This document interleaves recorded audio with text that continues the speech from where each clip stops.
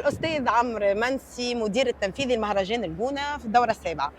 عندي ليك أنا سؤال بسيط ساعة قبل كل شيء. اليوم يعني كنا حاضرين في التكريمات، أنت يعني راضية على التكريمات اللي صارت؟ انا تكنيكلي طبعا مش هقدر اتكلم لان في لجان تحكيم على اعلى مستوى هم اللي بيحكموا ويختاروا الافلام. بس احنا معروف عن سين الجونه وعن مهرجان الجونه من بدايه الاندستري ومن بدايه ما كان الفاندنج كان اسمه سبرينج بورد. احنا غيرنا اسمه السنه دي عشان يبقى اسهل.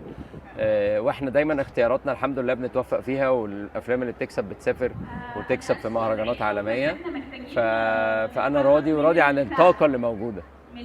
باهي، فما السؤال هو ذا راهو في الصميم المعروف على اللي مش معروف، اللي يحبوا يروجوها على مهرجان الجونة، اللي هو مهرجان يعني يعني للتسويق يعني الفساتين بس، يعني ما فيش يعني سينما ما فماش.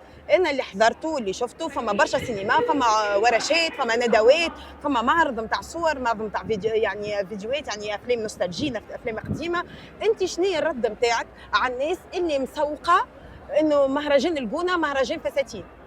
احنا الرد جه بتاعنا ان اكشن. يعني احنا شفنا السنه اللي فاتت، خدنا سنه 22 كده زي اعاده ترتيب الاوضاع فكريا، ولقينا هو ليه الناس بتقول كده. لقينا ان هم عندهم اسباب يقولوا كده، ان هم مش بيشوفوا اللي بيحصل الصبح من ندوات، من مشاريع بتتناقش، من فاندز بتطلع للمشاريع. فكرنا ازاي نخلي ده جاذب للاعلام وعشان الناس تبتدي تشوف اللي بيحصل في المعرض. عشان كده جات لنا فكره المكان البلازا، ان يبقى بيتعمل فيه كل حاجه، ونكبر البرنامج التعليمي، ونعمل سوق للافلام، سوق للتوزيع وللانتاج والافلام.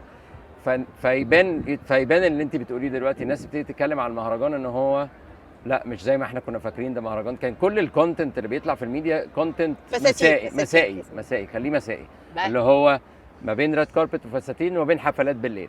صح. فدلوقتي لو انت بصيتي على الديجيتال حق، سواء جونا فيلم فيستيفال او اي بلاتفورم، هتلاقي نص الكونتنت من الصبح من البلازا.